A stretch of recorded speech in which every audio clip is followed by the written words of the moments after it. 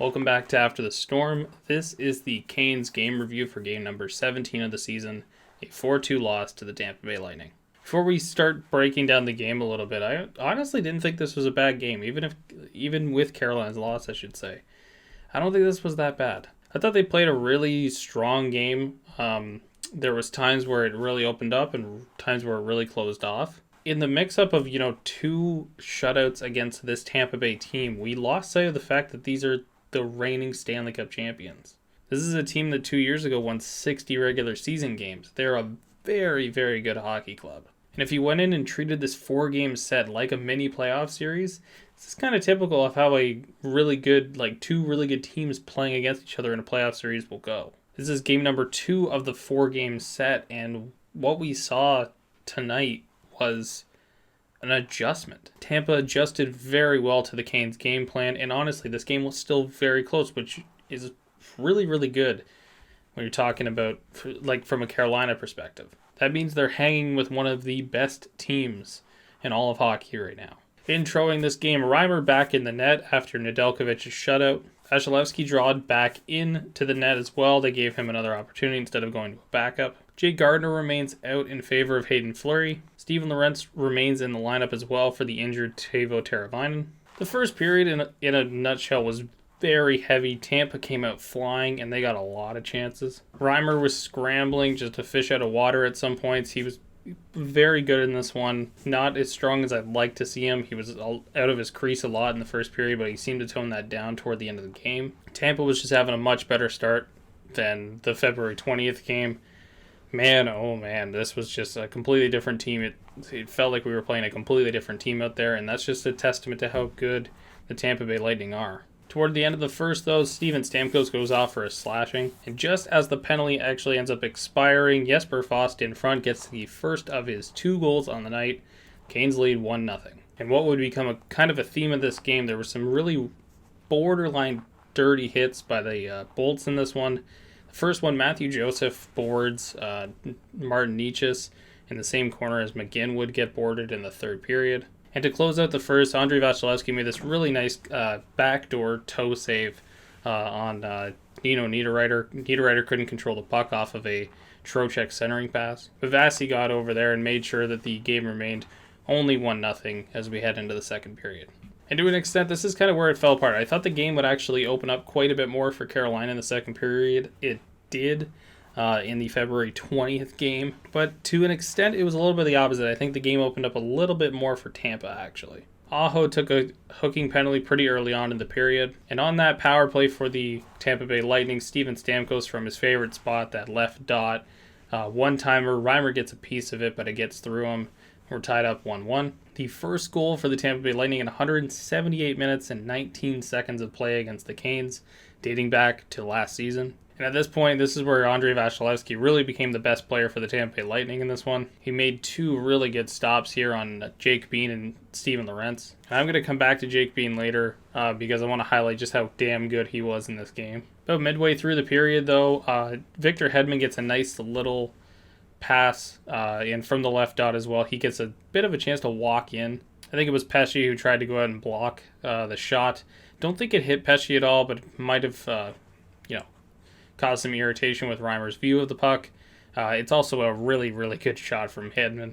It was just right underneath the bar. Tampa Bay Lightning take a 2-1 lead. After the Hedman goal, the Canes actually had a couple of really good shifts. The third and fourth lines especially had 2 back-to-back really good shifts. The pucks really didn't leave the Tampa zone at any point. Victor Hedman kind of got a weak holding call called on him. A lot of the calls in this game I thought were really weak. But on the power play, Jesper Fast gets his second of the game on a rebound, just like the first one, and the game is tied up 2-2. And right after, on the opening draw from the goal, Braden Point plays the puck with his glove on the draw, which is a face-off violation, so he heads off to the box. Second period ends 2-2, and the Canes will open up the third on the power play. There was chances either way in this third period, and it really didn't, probably until about the halfway point of it, I think about 11 minutes left, is when the Andre Palat goal came through. A rough shift for Brady Shea, and Palat actually gets a very fortunate bounce off of Shea, off of Shea's foot, I should say,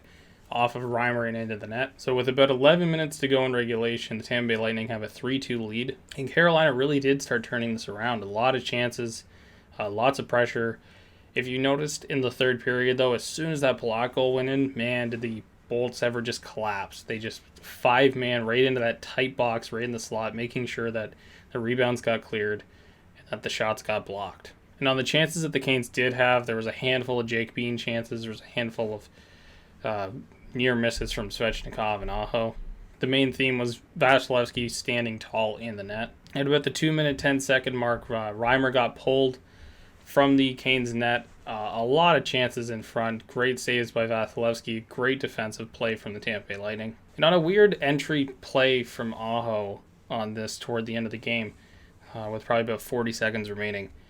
A very weird play in my eyes. It seemed as if Aho thought he had a play in front of the net. Puck came into the zone. Svechnikov kind of missed it, but the Aho on the half boards, really, he had time to maybe turn it back or send it down the half wall. And just the name of the game went with the goalie at his possession. A man up in possession is what you want.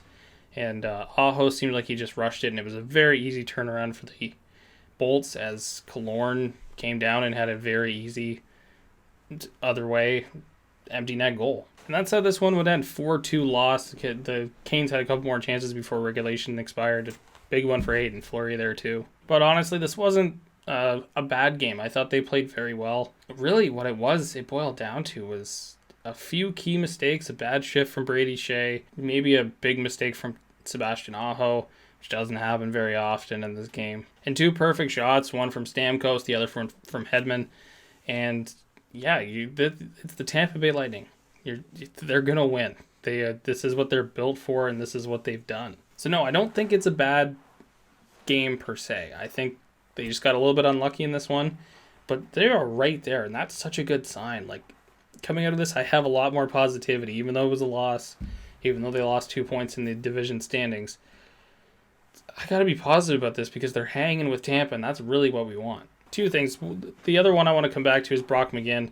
The play in the corner at the end of the game, I thought it was tough. I thought the Nietzsche's one should have got called. I didn't really think the McGinn one should have been called, just based on the optics. If you go back and watch the play unfold, you can see that before McGinn actually goes into the boards, he kind of stumbles and toe picks a little bit. And that, in a ref's eyes, half the time will just make them think they tripped and fell on their own. Why that is the case, I have no idea. It's obviously not a great play. You'd obviously like it to get called. I just don't think it's a penalty that, it's not a penalty 9 out of 10 times even. It's just a weird, I don't know why they think it's an awkward play. It flips like that for them sometimes. And I'm not one to blame the refs. We got a lot of weak calls on this one. The Hedman holding call was weak.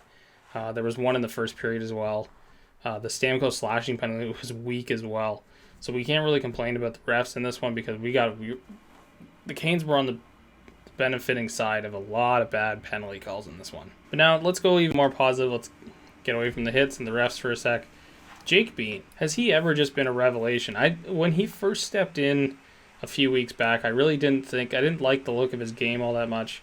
I thought this was, maybe he just wasn't quite there yet. And seemingly ever since then, he's just been lights out. He's looking like he's walking the line and making plays on the blue line like when he was Cale Makar. That level, obviously he's not that level, but offensively his game is around them, and he's just a breath of fresh air on that back end. Again, I talked in the last video about, Gardner, Shea, Fleury, Bean, Pesci. All these guys I think at some point should be sitting. I think one of those guys should be sitting every game going down the stretch here. And it's probably Brady Shea's turn this go around. Bring Gardner back into the lineup.